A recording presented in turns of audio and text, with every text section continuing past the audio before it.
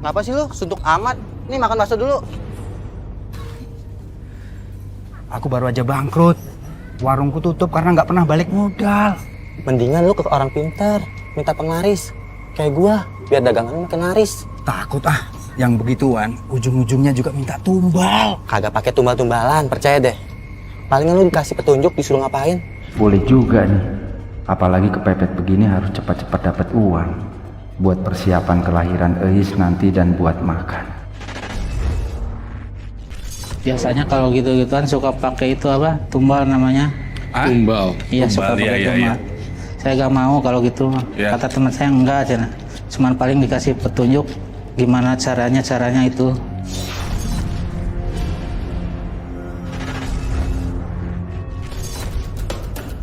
Guys, mana suami kamu nggak pulang-pulang? Udah malam.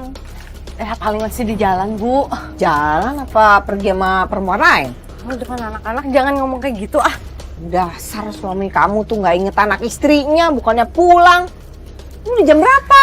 Mas Emang itu kan lagi usaha. Lagian ibu juga, ibu jangan neken-neken dia terus dong, Bu, kasihan. Suami kamu itu mesti ditekan, dipaksa, didorong. Kalau nggak diam aja, nggak ada hasil. Bu, lagian kan dia juga udah lebih dari cukup kok, Bu. Dia kan juga udah biayain anak sekolah. Kita juga udah makan tiap hari, itu lebih dari cukup, Bu. Bar, kenapa? Bentar, ibu jagain Ara di sini ya. Iya. Akbar, ada apa? Kamu kenapa? Ada hantu, Bu. Hantu di mana? Itu, Bu.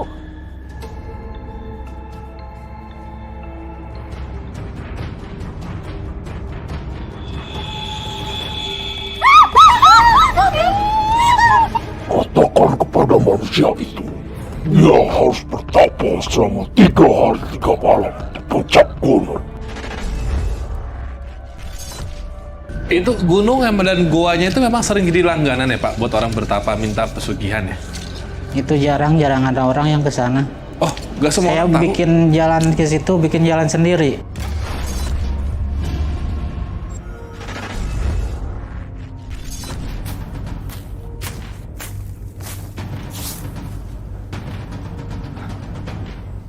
Sepertinya ini tempat yang paling cocok untuk bertapa.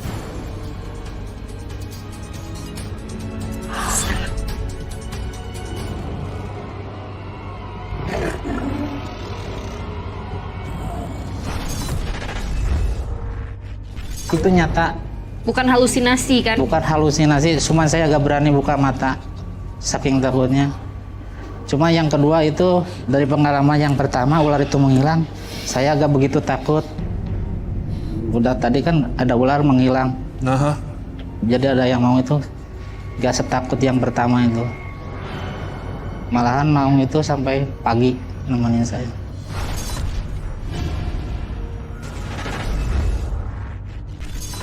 Nah, sekarang kamu boleh kembali pulang. Tapi kan tapaku belum selesai. Ingat anak dan istrimu.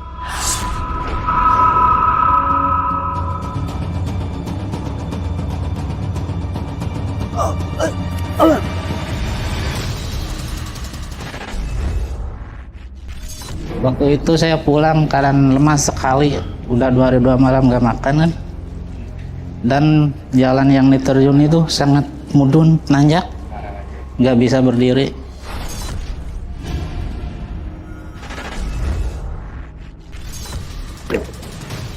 Aduh. Hei, kenapa kamu kembali? Ini kan baru 2 hari. Mbak, aku kan sanggup lagi, Mbak. Ada suara dari puncak gunung yang menyuruh saya. Itu artinya ada persyaratan yang diharuskan yang kamu langgar.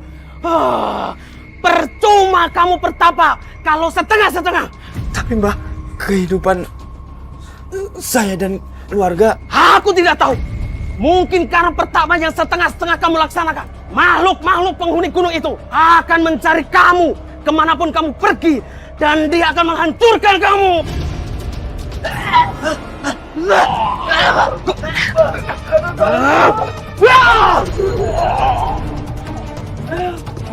Kurang ajar.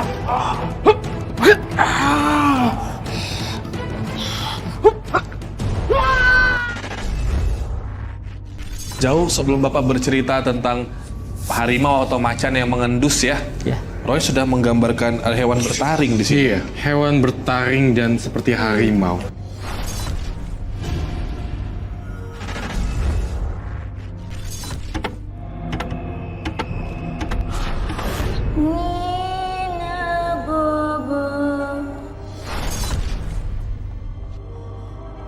Si pada tidur. Itu suara siapa? Kalau tidak bobo di gigi nyamuk.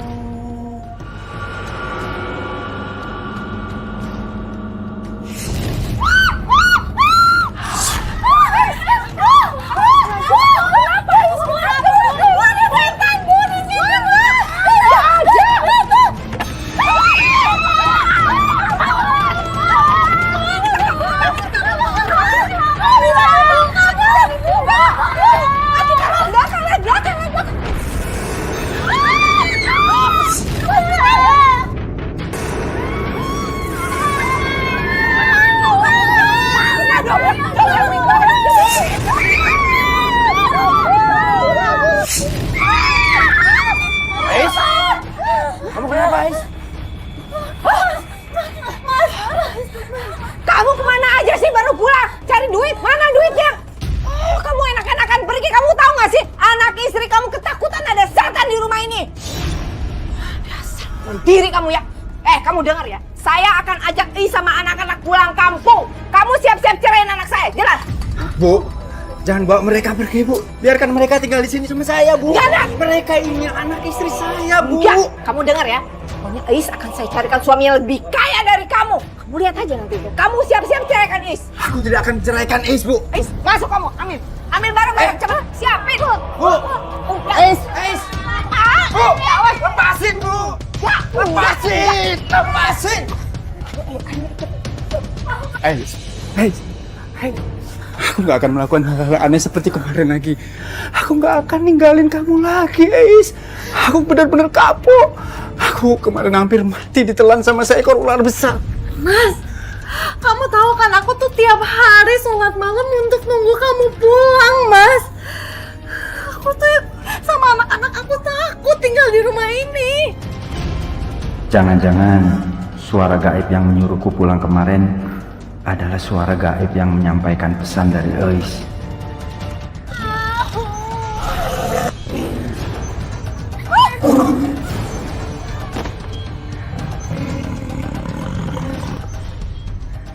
Bu, Bu, Bu, Bu, ada Bu.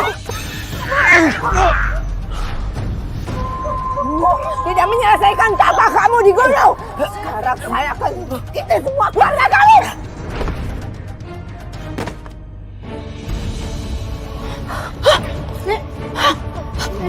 Bu, Bu, kenapa Bu?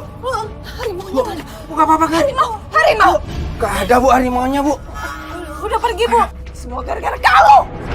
Kamu penyebabnya. Sekarang kita pergi. Ayo. Jangan bawa anak saya pergi, Bu. Mereka anak saya, Bu. Ayo, Bapak. Udah, ayo. Bu. Udah jangan macam-macam. Bu. Tolong, Bu. Kalau Ibu sayang sama mereka, biarkan mereka bahagia di sini sama aku, Bu. Udah jangan Bu. kamu. Ayo, Ayo. Bu. Ingat itu ya, sudah terlewati masa itu, saya pulang. Saya cari kerja yang tadi. Waktu itu istri saya hamil 7 bulan. Saya kerja di Bandung, di kotanya, kan rumah di kampung. Istri saya yang pertama sering mimpi itu datang ular pertama. Datang ular pertama? Iya, banyak ular. Yang kedua, dia sering mimpi ditumpangi seekor makhluk halus yang menyerupai buta hijau.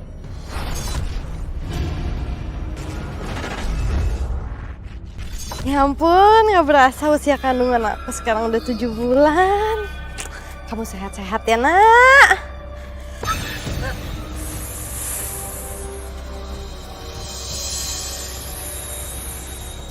Kok kayak ada yang ngikutin aku sih?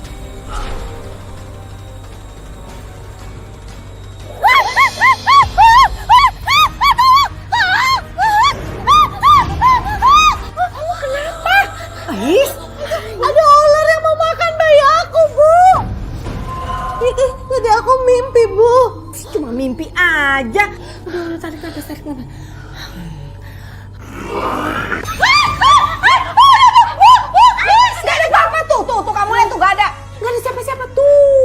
Kamu lihat dong, kamu tuh apa-apaan sih? Hah? Teriak-teriak udah dong. Oh iya, ibu tahu nih pasti kerjaan si Enang nih suami kamu nih, ya kan? Bener gak dia ada di situ? Enang gak suka kamu balik ke rumah ibu, makanya dia ngerjain kamu. Pasti dukun, ya kan? Gak mungkin Bu, Mas Nang itu gak kayak gitu. Udah kamu diam, orang ada apa-apa.